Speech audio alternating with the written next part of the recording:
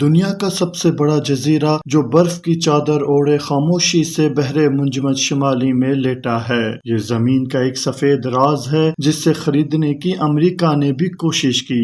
یہ ہے green land. یہ ایک سادہ برفانی سرزمین نہیں بلکہ تاریخ، سیاست، قدرتی عجائبات اور عالمی طاقتوں کے مفادات سے جڑا ایک نہایت اہم خطہ ہے۔ میں ہوں سعد عثمان اور گرین لینڈ کی عجائبات سے بھری اس نگری میں گھومنے کے لیے ویڈیو کے آخر تک جڑے رہیں۔ چینل کو سبسکرائب کریں اور بیل آئیکن کو پریس کر دیں تاکہ ایسی دلچسپ ویڈیوز آپ کو بر وقت ملتی رہیں۔ دوستو، آپ کو لگ رہا ہوگا کہ گرین لینڈ نام ہے تو ہر طرف ہریالی ہی ہریالی ہوگی، مگر ایسا نہیں ہے۔ گرین لینڈ میں جس طرف بھی نظر گھمائیں برف ہی برف نظر آتی ہے۔ دنیا کے اس سب سے بڑے جزیرے کا 80% حصہ برف سے ڈھکا ہوا ہے۔ ہریالی صرف کچھ جگہوں میں ہے، جیسے ساحل کے ساتھ کچھ علاقوں میں۔ گرین لینڈ کا کل رقبہ تقریباً 21,66,000 مربع کلومیٹر ہے، جو کہ پاکستان کے کل رقبے سے تقریباً 3 گنا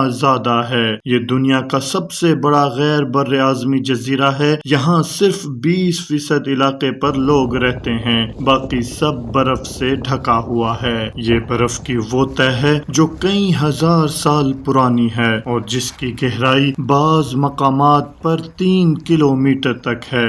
گرین لینڈ شمالی بحر اوقیانوس اور بحر منجمد شمالی کے بیچ واقع ہے۔ اس کے شمال میں قطب شمالی ہے، مشرق میں آئس لینڈ اور جنوب میں بحر اوقیانوس ہے۔ یہ انتظامی طور پر ڈنمارک کے زیر انتظام ہے، لیکن اس کا ایک خود مختار سیاسی نظام بھی ہے۔ 2009 میں اسے مزید خود مختاری دے دی گئی اور اب گرین لینڈ اپنے قدرتی وسائل کو خود کنٹرول کرتا ہے۔ یہاں کی مقامی پارلیمنٹ داخلی معاملات خود چلاتی ہے، جبکہ خارجہ امور اور دفاع اب بھی ڈنمارک کے پاس ہیں۔ دلچسپ بات یہ ہے کہ امریکہ نے 1946 میں گرین لینڈ کو خریدنے کی پیشکش کی تھی، $10 کروڑ میں۔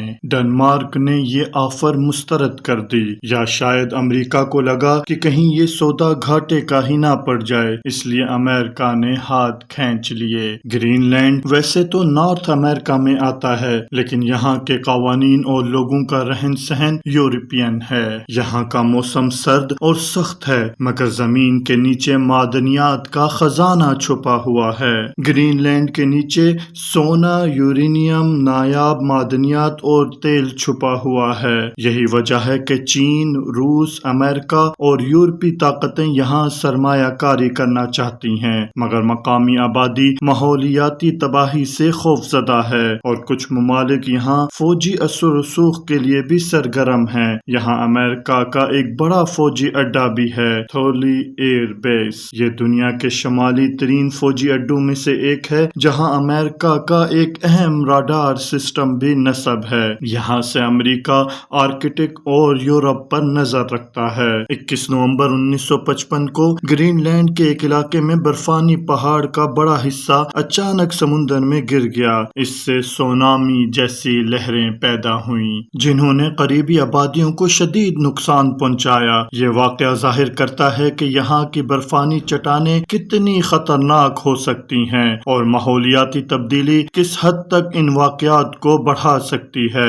گرین لینڈ موسمیاتی تبدیلی کے شدید اثرات کی زد میں ہے۔ ہر سال یہاں لاکھوں ٹن برف پگھلتی جا رہی ہے، جس کی وجہ سے سمندری سطح بلند ہو رہی ہے۔ اگر گرین لینڈ کی برف پگھل جائے تو دنیا بھر کے ساحلی شہر خطرے میں آ سکتے ہیں اور سطح سمندر 7 میٹر تک بلند ہو سکتی ہے۔ یہ اقوام متحدہ اور سائنسدانوں کے لیے بڑی تشویش کا باعث ہے۔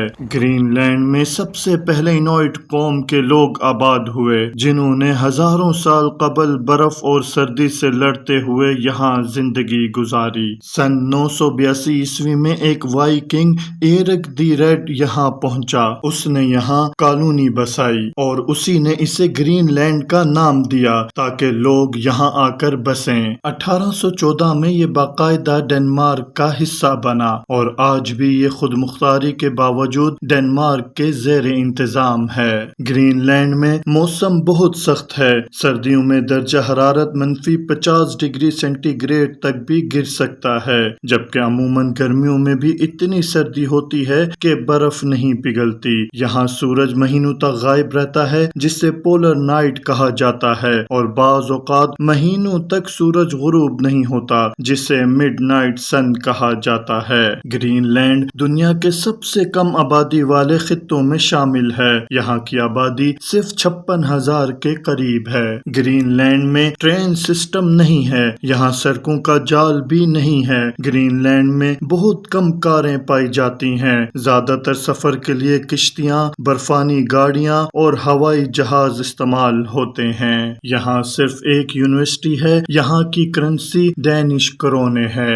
گرین لینڈ شمالی روشنیوں کا بہترین نظارہ گاہ ہے۔ دنیا کے 10% میٹھے پانی کا ذخیرہ یہاں موجود ہے، جو سب برف کی شکل میں جمع ہوا ہے۔ یہاں برفانی ٹھنڈ میں بھی گرم پانی کی کچھ چھوٹی جھیلیں موجود ہیں۔ گرین لینڈ کا سب سے بڑا شہر نک ہے، جس کی آبادی صرف 19,000 ہے۔ گرین لینڈ کے لوگوں کا روزگار سمندری مخلوق سے جڑا ہے۔ یہاں 225 قسم کی مچھلیاں پائی جاتی ہیں۔ یہ لوگ ماہی گیری کرتے ہیں، مچھلیاں اپنے لیے بھی رکھتے ہیں اور ایکسپورٹ بھی کرتے ہیں۔ یہاں کے لوگ سیل، ویل اور مچھلی کے گوشت پر گزارا کرتے ہیں۔ گرین لینڈ ایک ایسی سرزمین ہے جو بظاہر ویران دکھائی دیتی ہے، لیکن اس کے اندر قدرتی وسائل، ثقافت اور ماحولیات کی حیرت انگیز دنیا چھپی ہوئی ہے۔